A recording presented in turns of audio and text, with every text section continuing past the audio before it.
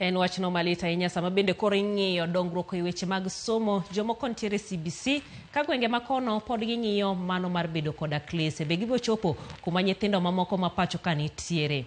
Ka bende wadhi nyime mane weche mag nyithindo en ni nyithindo ma pacho ka koro kwayo sirkal ogwelgi e mesa mar goyo mbaka e wi okenge mag kedo gi midhiero mikelo kod lokruok machal mar kor lwasi kaluwore ni nyithindo ema yudo chandruoge maduong' mikelo kod lokruok machal koda mago eko. E kinde romo margi mane obagi KCD motelo ne romo mar Africa Children Summit tielo mar 2 ma bende ibiro bagi e piny mar Afrika ma milambo. Nyithindo go mawuok e counties mopogore pacho ka bende kwayo sirkal mondo rie weche mag somo mondo nyithindo duto oyud somo maber kendo nono. Joyce Oduor gi ler mathoth.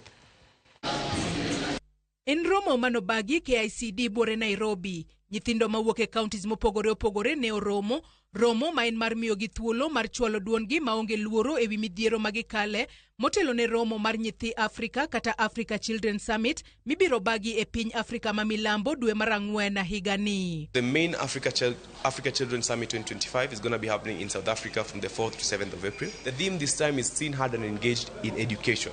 So the main theme there is education. For a long time, as civil society organizations, we have presented issues on behalf of children.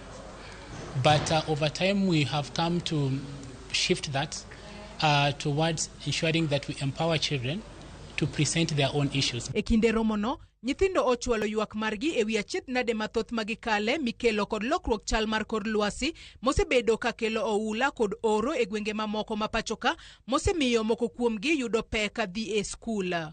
The children in Nairobi are the ones who couldn't access education.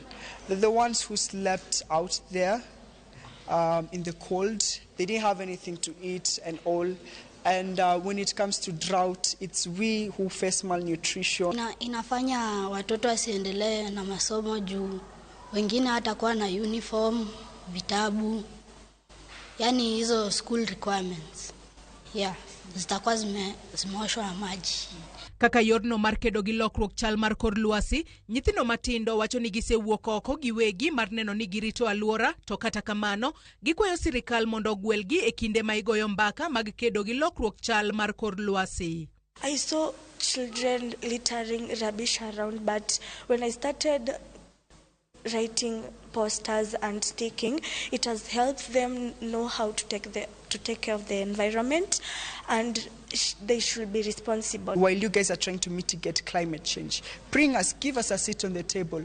Even as you make some laws in the parliament, bring a child. Like, we're not talking of consulting, engaging the child in the process of it. Ewi weche mag somo, nyithindo mapacho ka koro ywak ni pek mar ngima osemono thoth gi dhi mbele kod sombgi, ahinya to nyithindo mawuok e anyuola mochando. Many of us come from a common mwananchi family, whereby we cannot really get access to all of that, right? And in terms of education, for example, like high schoolers, or you find that we cannot access education because of the school fees. Let's not put education as a thing for the rich or as a thing for the financially stable. Let's all come together and support those who want to learn and those who need to learn in the informal settlements. Nyithindo manigi ng'ol bende okwayo mondo los lai makare manyalo miyo gi yot e kinde magidhi mbele kod sombgi. Now we have another group for the deaf.